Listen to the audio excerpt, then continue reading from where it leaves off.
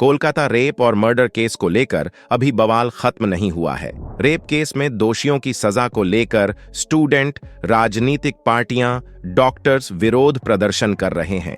आज की इस वीडियो में कोलकाता वाले केस में जो कुछ भी हुआ, कौन था उसके पीछे, असली गुनहगार संजय राय है या फिर कोई और, ये सब खुलासा आज हो गया है। सीबीआई ने अभी कुछ ऐसे लोगों को पकड़ा है जिन पर शक है। शक इसीलिए है क्योंकि इन लोगों ने ऐसी बातें की हैं जिसे सुनकर सब हैरान है। दरिंदे संजय राय को लेकर ऐसे खुलासे हो रहे हैं जिसे सुनकर सीबीआई और सुप्रीम कोर्ट के होश उड़ गए हैं। आज सब कुछ आपके सामने स्टेप बाय स्टेप बताने जा रहा हूं कि आखिर उस अस्पताल में ट्रेनिंग महिला के साथ कितने देर तक क्या हुआ और इसमें कितने लोग शामिल थे। 4 लोग शामिल थे या फिर 5 लोग या फिर इसे भी ज्यादा।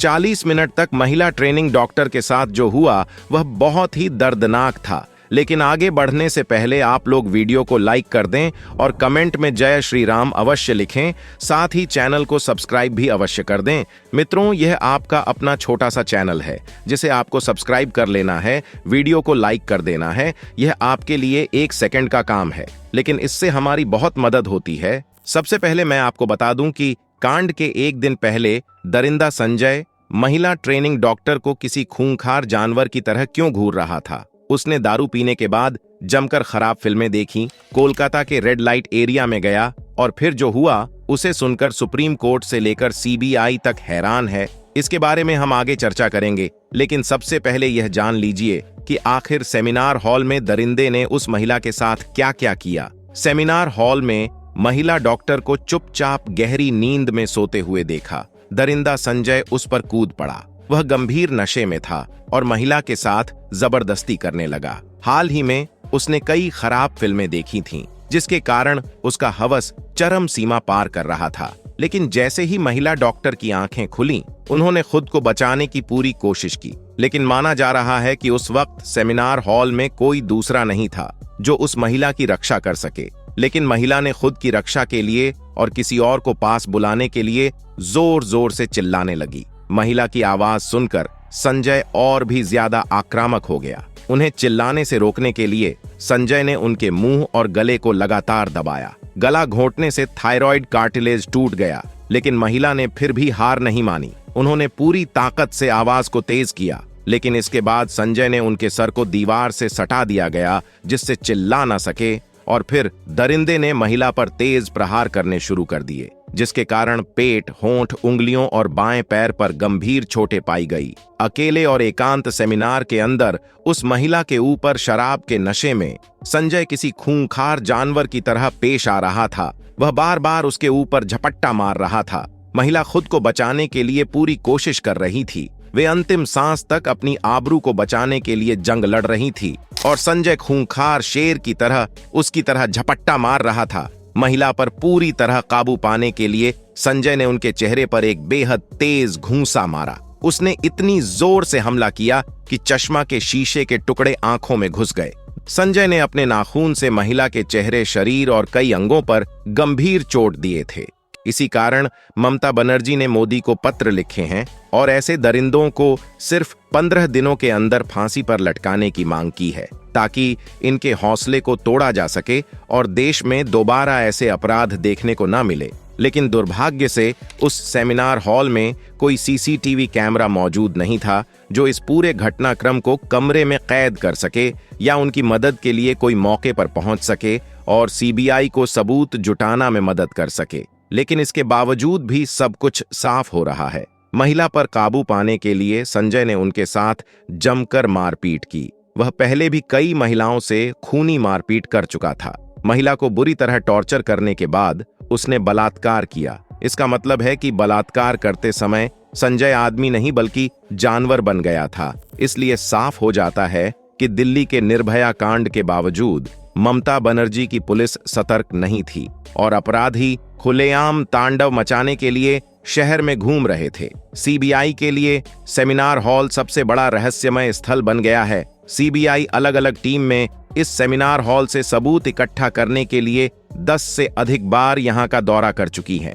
सेमिनार हॉल में घटना घटने के बावजूद वहां पर मरम्मत का कार्य करवाया गया, जिसमें कई अहम सबूत मिट जाने की आशंका जताई जा रही है। सीबीआई टीम की जांच बार बार सेमिनार हॉल पर अटक रही है। सीबीआई के पास अपराध स्थल पर उसकी मौजूदगी के पुख्ता सबूत है, लेकिन अब भी वे डीएनए टेस्ट के नतीजे का इंतजार कर रहे हैं। लेकिन अब जान लीजिए कि बलात्कार करने के ठीक पहले संजय ने कैसे तैयारी की थी। आरोपी संजय राय पर शिकंजा कसता जा रहा है। इस बात की पूरी उम्मीद की जा रही है कि उसे फांसी की सजा दी जाएगी। महिला डॉक्टर के साथ हुई दरिंदगी के मामले में पकड़े गए सिविक पुलिस वॉलंटियरिज्म है। सीबीआई ने उस मनुष्य की जांच कराई जिसे पता चला कि संजय राय अंदर से बहुत ही खतरनाक और विकृत इंसान है, जबकि देखने में वह साधारण लगता है। इस केस में ममता बनर्जी और उनकी टीम की भी लापरवाही सामने आ रही है, क्योंकि वारदात के ठीक बाद वहां रिकंस्ट्रक्शन काम क्यों करवाए गए, इससे काफी संदेह पैदा होते हैं।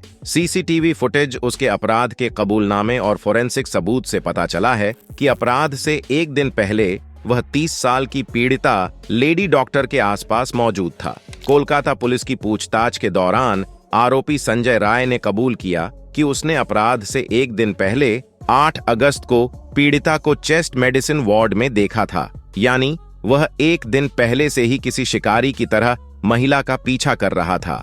वार्ड के सीसीटीवी फुटेज से यह भी पुष्टि होती है कि राय की अस्पताल में आसानी से पहुंच थी। वारदात के एक दिन पहले राय 8 अगस्त को सुबह करीब 11 बजे वार्ड में था। उसी समय महिला और उनके साथ 4 अन्य जूनियर डॉक्टर वार्ड में मौजूद थे। सूत्रों ने कहा कि सीसीटीवी फुटेज में राय को डॉक्टर की ओर घूरते हुए देखा जा सकता है। लेकिन अब जान लीजिए कि वारदात के ठीक पहले वह कोलकाता के रेड लाइट एरिया सोनागाछी क्यों गया था। संजय राय अपने एक दूसरे साथी के साथ 8 अगस्त की आधी रात के बाद सोनागाछी गया था। यह उत्तरी कोलकाता का रेड लाइट एरिया है। पता चला कि इस रात को आरोपी राय ने शराब भी पी रखी थी। सोनागाछी पहुंचने पर राय का साथ ही वेश्या के घर में घुसा, जबकि संजय बाहर खड़ा रहा। सोनागाछी के बाद यह दोनों रात करीब 2 बजे दक्षिण कोलकाता के एक और रेड लाइट एरिया चेतला में गए और यहां भी वही घटनाक्रम हुआ। आरोपी संजय ने नशे की हालत में वहां से गुजर रही एक महिला को भी छेड़ा।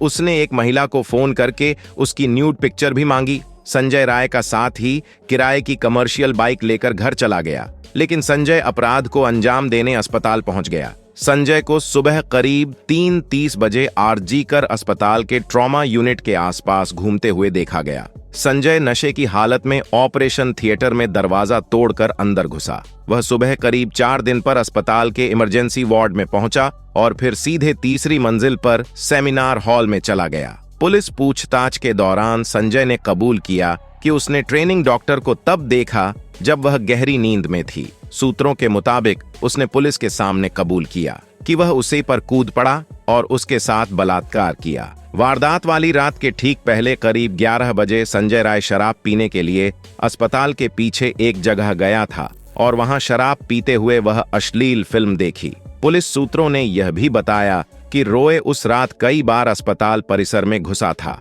8 और 9 अगस्त के दौरान संजय राय अलग अलग वनों से कुल 4 बार आरजी कर अस्पताल के अंदर गया था। इनमें से 3 बार तो वह अस्पताल के अंदर घूम फिरकर राउंड लगाकर बाहर निकल आया, लेकिन चौथी और आखिरी बार जब वह अस्पताल से बाहर निकला तब तक उसके हाथों ट्रेनी डॉक्टर का रेप और कत्ल हो चुका था। जैसा कि हमने आपको बताया कि संजय राय वारदात वाली रात से ठीक पहले अस्पताल के पास ही एक रेड लाइट एरिया में भी गया था और वहां लौटते हुए उसने रास्ते में भी एक लड़की से छेड़छाड़ की थी। यहां तक कि रेप और कत्ल की वारदात के बाद भी उसने एक महिला को फोन किया और उसके साथ भी उसका व्यवहार एक सिरफिरे की तरह ही रहा। इससे यह पता चलता है कि उसकी हवस की भूख कोई मामूली नहीं थी। ऐसे लोगों के साथ क्या करना चाहिए? अब अपनी राय नीचे कमेंट में बताएं। अब अगर हम संजय रॉय की सजा के बारे में बात करें तो फांसी की सजा ही उसे मिलनी चाहिए, लेकिन इसी बीच कैपिटल पनिशमेंट की बात की जा रही है। ऐसे में सवाल है कि आखिर कैपिटल पनिशमेंट में सजा के क्या प्रावधान होते हैं और क्या ये उम्र कैद मृत्युदंड से अलग है? अगर कैपिटल पनिशमेंट की बात करें तो मृत्युदंड को ही कैपिटल पनिशमेंट कहा जाता है। इसका मतलब है कि इसमें दोषी व्यक्ति को मौत की सजा दी जाती है। इसे किसी भी अपराधी को अदालत की ओर से दिए जाने वाला सबसे सख्त दंड है। यह आमतौर पर हत्या, बलात्कार, देशद्रोह आपराधिक षड्यंत्र आदि केसों में दिया जाता है। हालांकि इस सजा का काफी विरोध भी होता है और मानवाधिकार के आधार पर इसका विरोध किया जाता है। भारत में मृत्युदंड को खत्म करने की मांग लंबे वक्त से हो रही। भारत के विधि आयोग ने भी राष्ट्र के खिलाफ युद्ध छेड़ने और आतंकवाद को छोड़कर सभी अपराधों के लिए मृत्युदंड को समाप्त करने की सिफारिश की थी, लेकिन कई लोगों को मृत्युदंड की सजा सुनाई जा चुकी है। 31 दिसंबर 2022 तक भारत में मृत्युदंड की सजा पाए 529 कैदी थे। नई न्याय व्यवस्था BNS में सभी सामूहिक बलात्कार की सजा 20 साल की कैद या आजीवन कारावास है। नाबालिग से बलात्कार के लिए मौत की सजा हो सकती है। दोस्तों, इस वीडियो को यहीं पर खत्म करते हैं। आगे कोई खबर अगर आएगी तो हम आपको जरूर सूचित करेंगे, इसलिए इस चैनल को सब्सक्राइब अवश्य कर लें ताकि पूरी जानकारी आपको मिलती रही। जल्द ही मिलते हैं अगली वीडियो में। तब तक के लिए जय हिंद, जय भारत, वंदे मातरम, जय श्री राम।